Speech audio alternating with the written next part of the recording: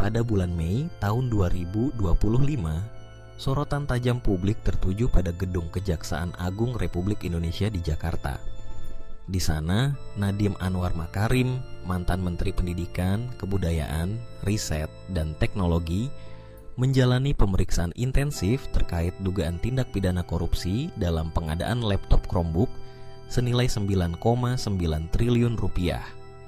Proyek ambisius yang semula diharapkan menjadi tonggak transformasi digital pendidikan tanah air itu kini berubah menjadi polemik besar yang menguji integritas birokrasi dan komitmen pemerintah terhadap akuntabilitas.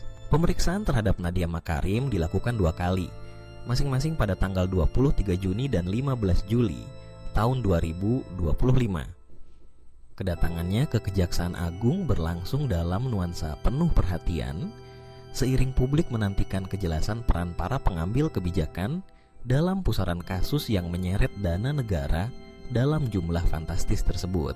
Kasus ini bermula dari program digitalisasi pendidikan yang dicanangkan Kementerian Pendidikan, Kebudayaan, Riset, dan Teknologi pada periode 2019 hingga 2022.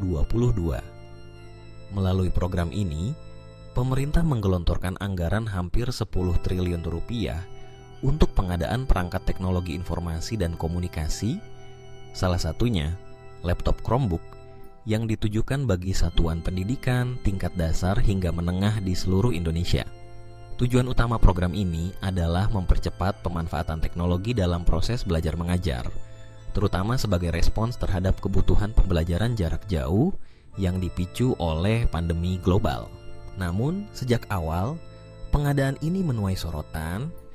Salah satu kritik utama datang dari perubahan mendadak spesifikasi perangkat dari yang semula direkomendasikan menggunakan sistem operasi Windows menjadi sistem operasi Chrome. Keputusan ini menimbulkan pertanyaan, mengingat banyak guru dan siswa di daerah terdepan, terluar dan tertinggal, atau yang kerap disebut daerah 3T, masih menghadapi keterbatasan infrastruktur internet. Sistem operasi Chrome yang sangat bergantung pada konektivitas dinilai tidak optimal untuk mendukung proses pembelajaran di wilayah-wilayah tersebut. Sejumlah pengamat pendidikan, praktisi, hingga masyarakat luas mempertanyakan urgensi dan kecocokan kebijakan ini, serta potensi pemborosan anggaran negara. Penyelidikan oleh Kejaksaan Agung menemukan adanya dugaan penyalahgunaan kewenangan dalam proses pengadaan. Sebanyak 4 orang telah ditetapkan sebagai tersangka, yakni Mulad Syah selaku Direktur Sekolah Menengah Pertama, Sri Wahyuningsih, Direktur Sekolah Dasar, Juristan, Staf Khusus Menteri, serta Ibrahim Arif, Konsultan Teknologi.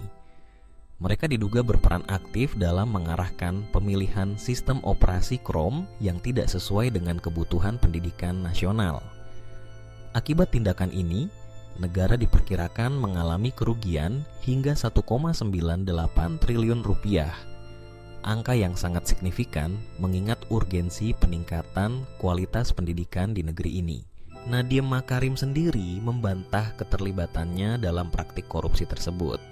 Dalam konferensi pers yang digelar pada 10 Juni 2025, ia menegaskan bahwa proses pengadaan telah dilakukan secara transparan dengan pendampingan dari Kejaksaan Agung dan Badan Pengawasan Keuangan dan Pembangunan. Ia juga menyampaikan bahwa pengadaan laptop Chromebook memang ditargetkan untuk mendukung pembelajaran jarak jauh di kawasan perkotaan yang relatif sudah memiliki akses internet memadai, bukan di daerah 3T. Pernyataan ini menjadi catatan penting dalam upaya mengurai benang kusut polemik pengadaan laptop dan posisi kementerian dalam kebijakan digitalisasi pendidikan nasional.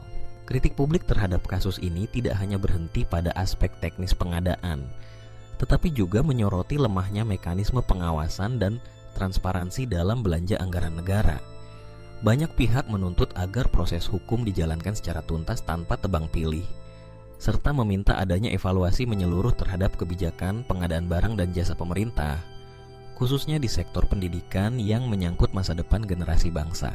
Kasus dugaan korupsi pengadaan laptop Chromebook menjadi refleksi nyata kompleksitas pelaksanaan program digitalisasi dalam birokrasi Indonesia. Di satu sisi, Transformasi digital merupakan keniscayaan untuk meningkatkan mutu pendidikan dan daya saing pelajar Indonesia di era global. Namun di sisi lain, tata kelola yang lemah dan absennya pengawasan yang efektif juga menimbulkan celah terjadinya penyimpangan dan pemborosan sumber daya negara. Masyarakat menaruh harapan besar pada penegak hukum agar dapat mengusut tuntas kasus ini tanpa tekanan politik maupun intervensi kekuasaan apapun. Pengungkapan fakta yang transparan, penegakan hukum yang adil, serta pemberian sanksi tegas bagi pihak yang terbukti bersalah adalah langkah mutlak untuk memulihkan kepercayaan publik terhadap pemerintah dan institusi pendidikan.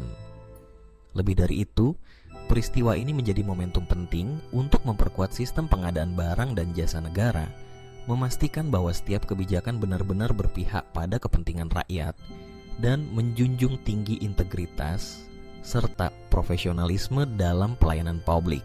Pada akhirnya, perjalanan reformasi pendidikan di Indonesia tidak boleh ternoda oleh praktik korupsi dan penyalahgunaan wewenang.